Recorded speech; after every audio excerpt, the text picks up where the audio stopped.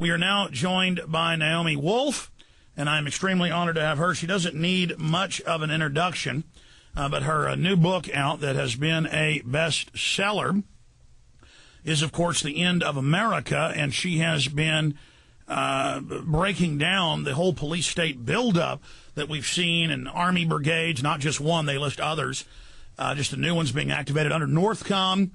And finally, when she talked about it, we've been talking about it a long time, it did get a lot of international and national attention. And so we're honored to have Naomi Wolf with us. Naomi, good to have you here with us. Thank you so much for having me back, Alex. And I also really want to thank members of your community who very kindly have been supporting our talking again. So I'm just delighted. Oh, it's great to have you here, and especially for close to 2 hours. Out of the gates, you're awakening to the 10 steps of fascism, and maybe briefly go over a few of those. And then with horror, the open end of Posse Comitatus, the military warfare drills, admitting that it's for domestic operations, civil unrest.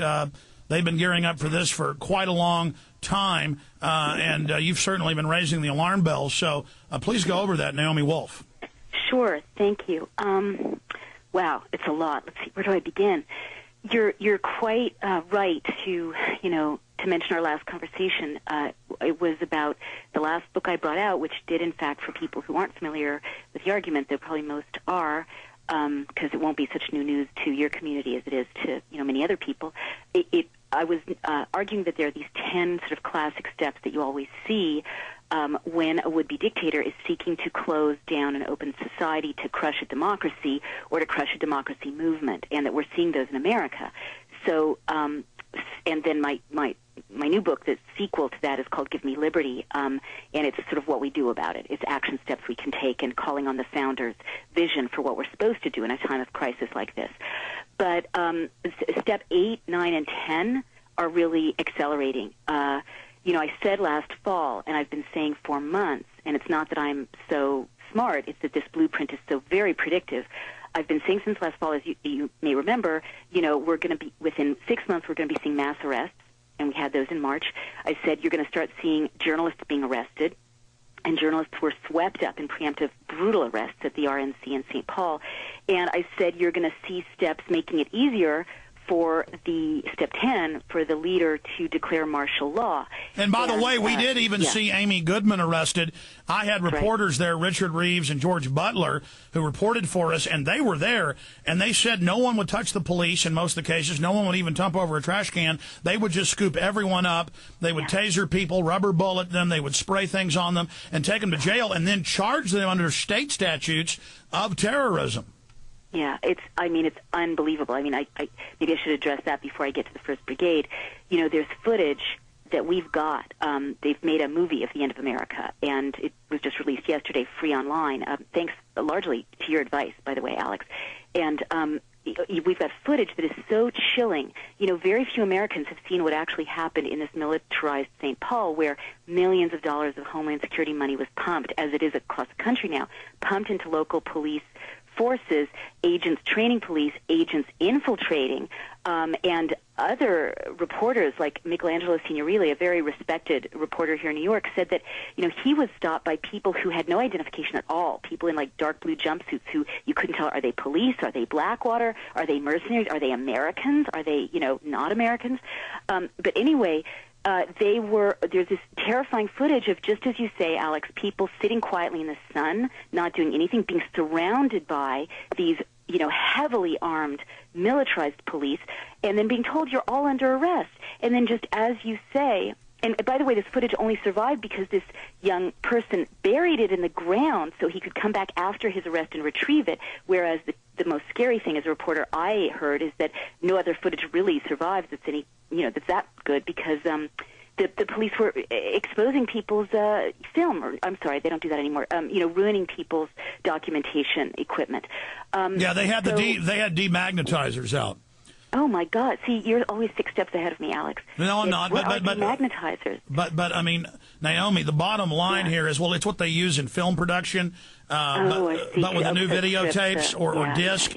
Yeah. It's got a handle, and it goes meow, and then it just shoots the waves through it, and then erase it. And that also happened at the RNC in 2004 in New York to a bunch of reporters, or they would just never give the cameras or videotapes or memory sticks back. But since you mentioned it, about 2 months ago, Blackwater was photographed in L.A.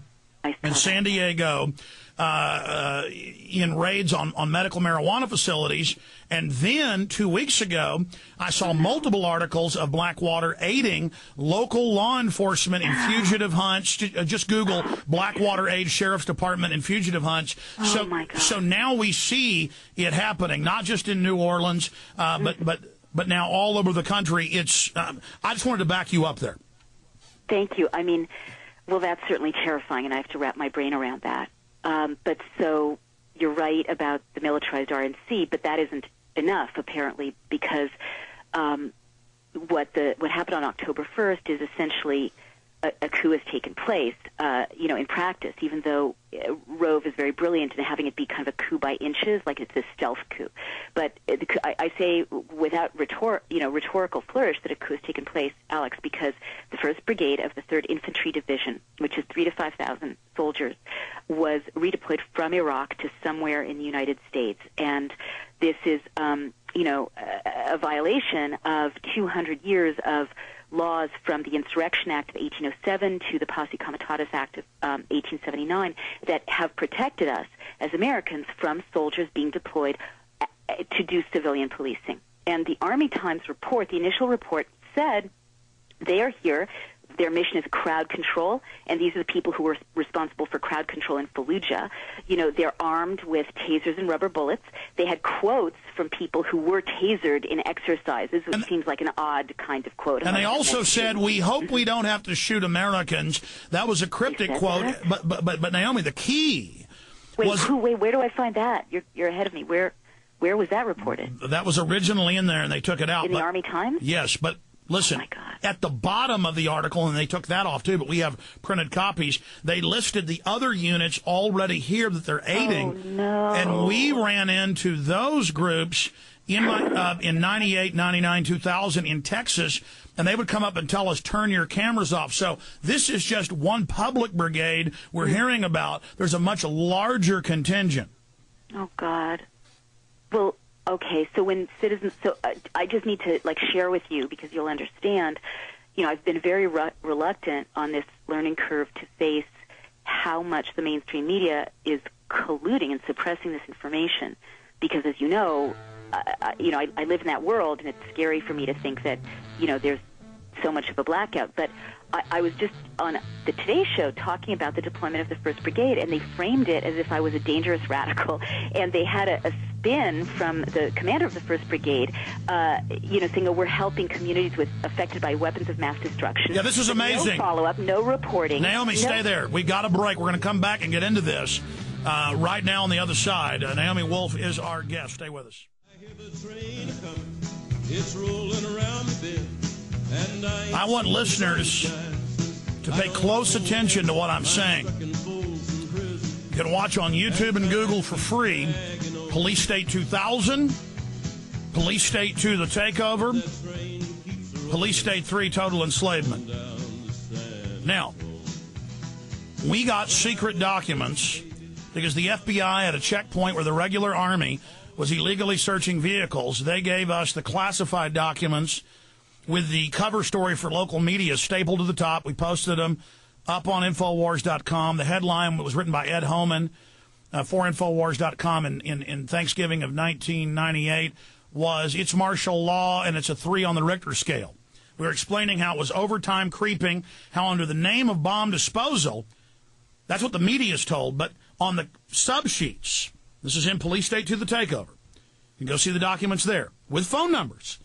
It said, we are in warrant service, law enforcement, the regular Army will aid you for anything, not just bomb disposal. Their front is bomb disposal. And now you notice the commander of the brigade countered Naomi Wolf. I want her to tell that story right now. He countered her and said, we're just bomb disposal. They also say the jaws of life. Oh, the Army's here just to help get you out of a wrecked car. So, see, that's the PR front. Naomi Wolf, tell us how he tried to counter you.